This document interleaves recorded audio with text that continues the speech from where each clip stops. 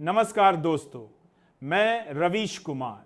सच की ताकत से बड़ी कोई तलवार नहीं होती, जनता की आह से ऊंची कोई दीवार नहीं होती।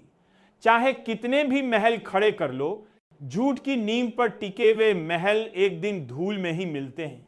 और आज हालात कुछ ऐसे ही हैं। मोदी सरकार की वह चमचमाती इमारत, जिसे सालों से मीडिया की चकाचौंध और फर्जी नैरेटिव के सहारे सींचा गया, अब जनता की सच्चाई की आंधी में हिलने लगी है। आज तारीख है 8 सितंबर और कल 9 सितंबर को देश का वह चुनाव होने जा रहा है जिसे लेकर पूरा भारत सांस थामे बैठा है, उपराष्ट्रपति का चुनाव। लेकिन दोस्तों, चुनाव से एक दिन पहले जो राजनीतिक भूचाल आया है, उसे इतिहास का सबसे बड़ा ड्रामा कहना गलत नहीं होगा। राजनीति के इस खेल में मोहरे जैसे तयशुदा चाल चलते हैं, वैसे ही नेताओं के चेहरे, उनके बयान और यहां तक कि उनकी खामोशी भी किसी न किसी बड़े खेल का हिस्सा होती है। आज मैं आपको वही खेल दिखाने वाला हूं जिसका पर्दा उठते ही आपके रोंगटे खड़े हो जाएंगे। क्योंकि सवाल सिर्फ उपराष्ट्रपति की कुर्सी का नहीं है, सवाल सत्ता के उस जादू का है जो अगले 5 सालों तक तय करेगा कि इस देश में जनता की आवाज बुलंद होगी या फिर चुप करा दी जाएगी। सवाल यह भी है कि मोदी शाह की जोड़ी अपनी पकड़ बनाए रख पाएगी या फिर सत्ता की दरारें चौड़ी होने लगी हैं। अब सोचिए, वही प्रधानमंत्री मोदी जिन्हें कभी लोग चुनावी महाबली, कभी चाणक्य और कभी जादूगर कहा करते थे, वे आज अपने ही सांसदों को डिनर पर बुलाकर एक एक को गले लगाकर हालचाल पूछकर मनाने पर क्यों मजबूर हो गए हैं? क्या ये वही मोदी नहीं है जो कहते थे मैं अकेला ही काफी हूं? लेकिन दोस्तों, ट्विस्ट अभी बाकी है। कल के चुनाव से ठीक पहले सत्ता के गलियारों में खबर फैली कि सत्ता पक्ष के कई सांसद अचानक रहस्यमयी तरीके से गायब हो गए। दिल्ली की गलियों से लेकर 5 सितारा होटलों तक हर जगह बस यही खुसर पुसर थी, कौन कौन सा सांसद क्रॉस वोटिंग करेगा। कहा जा रहा है कि आधा दर्जन से ज्यादा सांसद विपक्ष से गुप्त रूप से जुड़े हुए हैं और विपक्ष की ओर से इस खेल का मास्टर स्ट्रोक किसी और ने नहीं बल्कि राहुल गांधी ने खुद खेला है। अब आप कहेंगे, वही राहुल गांधी जिन्हें मीडिया ने कभी पप्पू कहा, कभी मजाक का पात्र बनाया। हां, वही राहुल गांधी।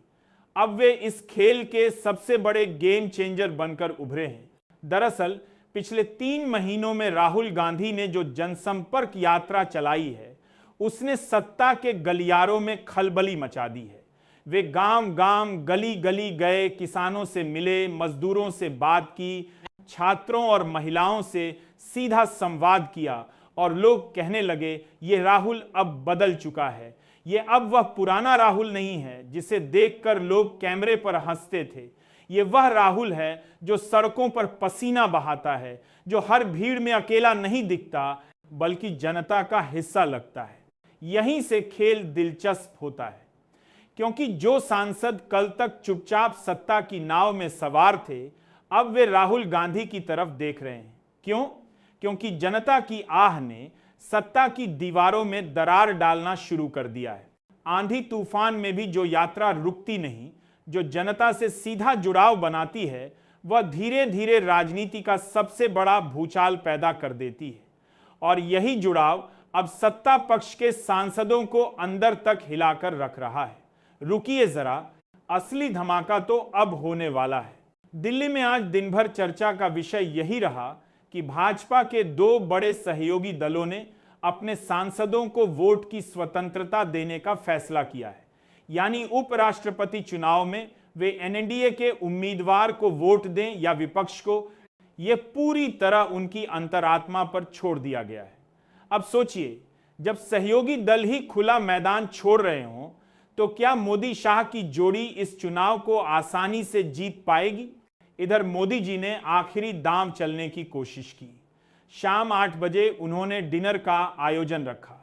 कोशिश ये थी कि यह डिनर परिवार जैसा माहौल दे, गले मिलना, हाथ पकड़ना, फोटो खिंचवाना और यह संदेश देना कि मैं तुम सबके साथ हूं। लेकिन दोस्तों, राजनीति में वोट डिनर से नहीं मिलते, वोट मिलते हैं भरोसे से, और भरोसे का यह धागा ही अब भाजपा के अंदर सबसे बड़ी कमजोरी बन चुका है। असल खेल अब खुलता है। मोदी जी की असली चिंता विपक्ष नहीं है, उनकी सबसे बड़ी चिंता उनके अपने सांसद हैं, क्योंकि वही सांसद अब बगावत के मूड में दिख रहे हैं। आज दोपहर दिल्ली में एक गुप्त बैठक हुई। भाजपा के लगभग 10 सांसद चुपचाप इंडिया गठबंधन के नेताओं से मिले। एजेंडा साफ था, अगर कल भाजपा हार गई तो आगे की रणनीति क्या होगी, यह बैठक गुप्त रखी गई, लेकिन सच्चाई की हवा को कौन रोक पाया है। खबर बाहर आई और भाजपा का पूरा कैंप हिल गया। अमित शाह और जेपी नड्डा ने तुरंत इमरजेंसी मीटिंग बुलाई। एक एक सांसद से अलग अलग बात की, लेकिन सवाल उठता है, ऐसी नौबत आई ही क्यों? नौबत इसलिए आई क्योंकि सत्ता का जो जादू था वह अब उतर चुका है।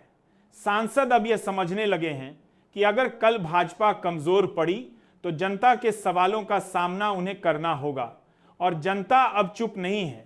जनता पूछ रही है। उधर विपक्ष में राहुल गांधी पूरे आत्मविश्वास के साथ सामने आए। उन्होंने साफ कहा, हम लड़ाई जीतने नहीं, सच्चाई जीतने आए हैं। अगर कल हार भी गए तो भी जनता देख रही है कि कौन सत्ता के दबाव में झुकता है और कौन सच्चाई के लिए खड़ा रहता है। इस बयान ने न सिर्फ विपक्षी समर्थकों को बल्कि तटस्थ लोगों को भी तालियां बजाने पर मजबूर कर दिया। और फिर शाम को कॉन्स्टिट्यूशन क्लब में विपक्षी सांसदों का जमावड़ा हुआ। मंच पर राहुल गांधी, मल्लिकार्जुन खड़गे और तमाम नेता मौजूद थे। सभा में साफ कहा गया, कल का चुनाव सिर्फ उपराष्ट्रपति का चुनाव नहीं है, यह तय करेगा कि भारत का लोकतंत्र बचेगा या डर और दबाव की राजनीति के नीचे दब जाएगा। यही राहुल गांधी ने वह पंक्ति कही जो सोशल मीडिया पर ट्रेंड कर रही है, लोकतंत्र डर से नहीं, साहस से चलता है, और साहस हमारे पास है। बस ये सुनते ही पूरा हॉल तालियों से गूंज उठा। सितंबर की सुबह होते ही दिल्ली का माहौल बदल गया।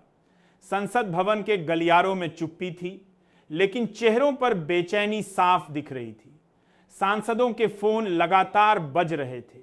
कोई भरोसा दिला रहा था, कोई चुपचाप कॉल काटकर तटस्थ दिखने की कोशिश कर रहा था। लेकिन असलियत यह थी कि कोई नहीं जानता था कि कौन किस तरफ वोट देगा। सबसे बड़ा सवाल सुबह से यही था, भाजपा के सहयोगी दल, खासकर नायडू की पार्टी और बिहार में नीतीश कुमार का ग्रुप किस ओर झुकेंगे। चंद्रबाबू नायडू के 16 सांसद और नीतीश कुमार के संकेत ही भाजपा की नींद उड़ाने के लिए काफी थे, क्योंकि अगर इनमें से कुछ भी बिगड़ा तो परिणाम भाजपा के लिए शर्मनाक साबित हो सकता है। सुबह 10 बजे के बाद दिल्ली की सियासत में जैसे तूफान आ गया। विपक्षी खेमे से यह खबर आई कि राहुल गांधी खुद रणनीति बनाने के लिए दिल्ली पहुंच चुके हैं। खड़गे, तेजस्वी, ममता बनर्जी, स्टालिन सब एक साथ लगातार बैठक कर रहे थे। राहुल गांधी ने इस मीटिंग में एक लाइन कही, यह चुनाव सिर्फ उपराष्ट्रपति का नहीं, लोकतंत्र के भविष्य का इम्तिहान है, और इस इम्तिहान में हमें डरना नहीं है, साहस दिखाना है। ये लाइन जैसे ही बाहर आई, पूरा विपक्ष और ज्यादा आक्रामक हो गया। लेकिन असली बम तो दोपहर 12 बजे फटा। खबर फैली कि भाजपा के 2 सांसदों ने विपक्षी नेताओं से गुप्त मुलाकात की है। नाम सामने नहीं आए, मगर अफवाह इतनी तेजी से फैली कि मीडिया चैनलों ने भी इसे ब्रेकिंग न्यूज बना दिया। भाजपा कैंप में बेचैनी की लहर दौड़ गई। शाह और नड्डा ने तुरंत टीम को अलर्ट किया। सांसदों को हिदायत दी गई कि दिल्ली में ही रहें, बाहर न जाएं, होटल या क्लबों से दूरी बनाए रखें, मीडिया से बात न करें। यह आदेश साफ बता रहा था कि डर अब अंदर तक समा चुका है। दोपहर 3 बजे हालात और नाटकीय हो गए। पंजाब और उत्तर प्रदेश के कुछ सांसद अचानक गायब हो गए। मीडिया ने जब खोजबीन की तो पता चला वे विपक्षी नेताओं से मिलने गए हैं। भाजपा खेमे ने इस पर चुप्पी साध ली, लेकिन अंदर खाने में हड़कंप मच चुका था। शाम 6 बजे खबर आई कि भाजपा की सहयोगी पार्टी के कुछ सांसदों ने अपने अपने घरों में डिनर मीटिंग बुलाई है। यह सवाल उठना लाजिमी था, जब खुद मोदी 8 बजे डिनर दे रहे हैं तब ये सांसद अलग डिनर क्यों कर रहे हैं? इसका सीधा मतलब था कुछ न कुछ पक रहा है और यह कल के चुनाव से सीधा जुड़ा है। जैसे जैसे शाम ढलने लगी, माहौल और गर्माता चला गया। मीडिया बाहर खड़ा था, हर चैनल पर बस यही हेडलाइन चल रही थी, कौन देगा धोखा, कौन करेगा क्रॉस वोटिंग। और इसी बीच राहुल गांधी का एक बयान आया जिसने आग में घी डालने का काम किया। उन्होंने कहा, अगर सत्ता पक्ष ईमानदार है तो कल का चुनाव खुले दिल से लड़ ले, सांसदों को फोन करने और डिनर देने की जरूरत क्यों पड़ रही है। यह बयान सोशल मीडिया पर मिनटों में ट्रेंड करने लगा। दोस्तों, अब तक आपने देखा कि कैसे जोड़तोड़ का यह खेल चल रहा है। सांसदों पर दबाव है, सत्ता की ओर से डर है और जनता सांसें थामे बैठी है। लेकिन सबसे बड़ा सवाल यही है, इस चुनाव का नतीजा आखिर देश को क्या संदेश देगा?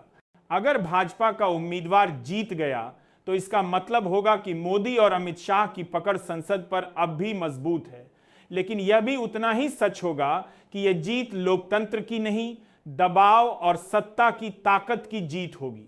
और अगर भाजपा हारी तो इसका मतलब होगा कि सत्ता का जादू अब उतरने लगा है।